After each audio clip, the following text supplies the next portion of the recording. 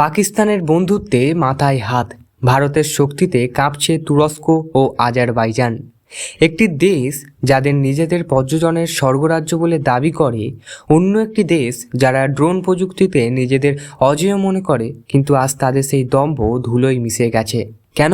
কারণ তারা একটি বড় ভুল করেছিল, ভারতের সার্বভৌমত্বকে চ্যালেঞ্জ করে পাকিস্তানের হাতে ধরা। বন্ধুরা, আজ আমরা একটি বিশাল ভূ রাজনৈতিক এবং অর্থনৈতিক পরিবর্তনের গল্প শুনব। আপনি কি জানেন গত কয়েক মাসে তুরস্ক এবং আজারবাইজানের হোটেলের রুম কেন খালি পড়ে আছে? কেন সেখানকার বিমানবন্দরগুলি এখনও খাঁকা করছে? কারণটা কোনো যুদ্ধ নয়, বরংটা ভারতের সাধারণ মানুষ এক নীরব বিপ্লব। আজ আমরা উন্মোচন করব কিভাবে তুরস্ক এবং আজারবাইজান পাকিস্তানের সঙ্গে দোস্তি করতে গিয়ে নিজেদের অর্থনৈতিক কুড়ুল মেরেছে। আজকের ভিডিওটি অত্যন্ত গুরুত্বপূর্ণ, শেষ পর্যন্ত দেখতে ভুলবেন না। বিশ্বাস করুন বা না করুন, সংখ্যাটা কখনো মিথ্যা বলবে না। CNN নিউজ 18-এর সাম্প্রতিক রিপোর্টে যে তথ্য সামনে এনেছে তা শুনলে আপনিও চমকে যাবেন। 2024 সালের জুন থেকে ডিসেম্বরের মধ্যে আজারবাইজানের 1,53,000 ভারতীয় পর্যটন গিয়েছিলেন, কিন্তু 2025 সালে এই সময়ে এই সংখ্যা মেনে দাঁড়িয়েছে মাত্র 57,000, অর্থাৎ 63% পতন। ভেবে দেখুন একবার, যে দেশে ভারতীয়রা ছিল প্রধান আয়ের উৎস, সেখানকার আজ হাহাকার। তুরস্কের অবস্থা আরও খারাপ। যেখানে 2,05,000 পর্যটক যেত, সেখানে সংখ্যা দাঁড়িয়েছে 1,35,000-এ।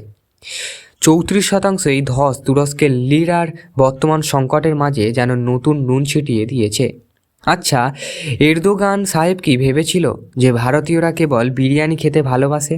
তারা যে আত্মসম্মানকে ততটাই ভালোবাসে, সেটা বোধহয় ওনার ক্যালকুলেশানে ছিল না।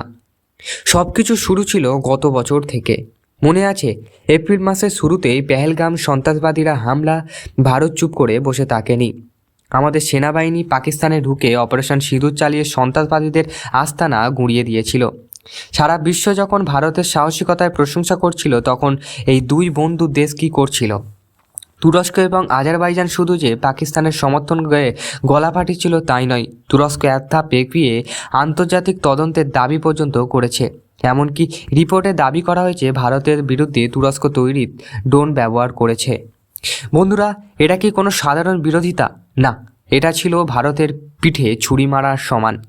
আর ঠিক তখনই শুরু হলো সোশ্যাল মিডিয়ায় সেই মহাবিপ্লব।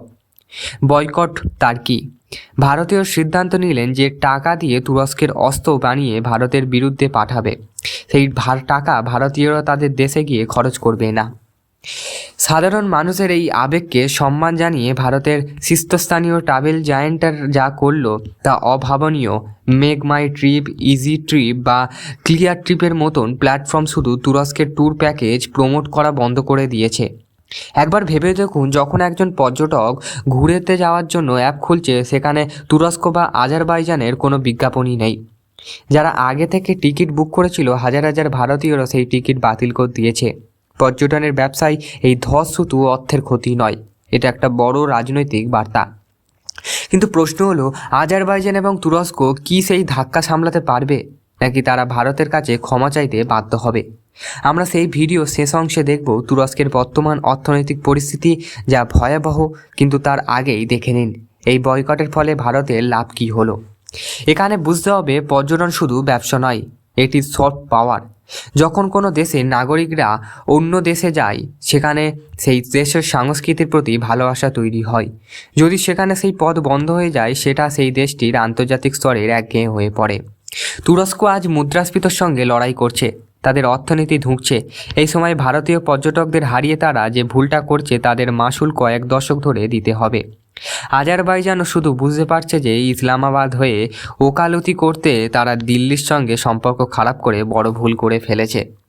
পাকিস্তানের অর্থনীতি এখন যে অবস্থায় আছে, সেখানে থেকে শুরু করে তুরস্ক সাহায্য করবে। ওরা তো নিজেরাই এখন IMF-এর দরজায় বাটি হাতে দাঁড়িয়ে। এই ভিডিওটি যারা দেখছেন তাদের বলছি, আপনারা একটি সিদ্ধান্ত দেশের জন্য কতটা গুরুত্বপূর্ণ হতে পারে, সেই পরিসংখ্যান তার প্রমাণ। আমরা যখন বিদেশের মাটিতে গিয়ে টাকা খরচ করি, তখন আমরা পরোক্ষভাবে সেই দেশের অর্থনীতিকে শক্তিশালী করি। আজ ভারতীয়রা দেখিয়ে দিয়েছে, দেশের স্বার্থে বিরুদ্ধে কাজ করলে ভারতীয়রা মুখ ফিরিয়ে নিতে জানে। ভিডিওটি শেষে আমি আপনাদের এমন একটি তথ্য দেব যা তুরস্কের প্রেসিডেন্টকেও ভাবিয়ে তুলবে। কিন্তু তার আগে আপনি কি জানেন কোনো নতুন দেশ এখন ভারতীয় পর্যটকদের স্বাগত জানানোর জন্য রেড কার্পেট বিছিয়ে দিচ্ছে? তুরস্কের বদলে ভারতের এখন কোথায় যাচ্ছে? ভারতের এই পর্যটন সার্জিক্যাল স্ট্রাইক নিয়ে আপনারা মতামত কী? আপনি কি মনে করেন তুরস্ক এবং আজারবাইজানকে উচিত শিক্ষা দেওয়া আছে? কমেন্টে অবশ্যই জানান। আপনারা যদি চান আমি অপারেশন সিঁদুরের প্রেক্ষাপট নিয়ে আবার একটি বিস্তারিত ভিডিও বানাই, তবে এই ভিডিওটি লাইক করুন এবং 500 লাইক পূর্ণ হলেই আমি পার্ট 2 নিয়ে আসবো। এইরকম আরও তথ্যবহুল এবং ইনভেস্টিগেটিভ ভিডিও পেতে আমাদের চ্যানেলটিকে সাবস্ক্রাইব করুন। Glow mission.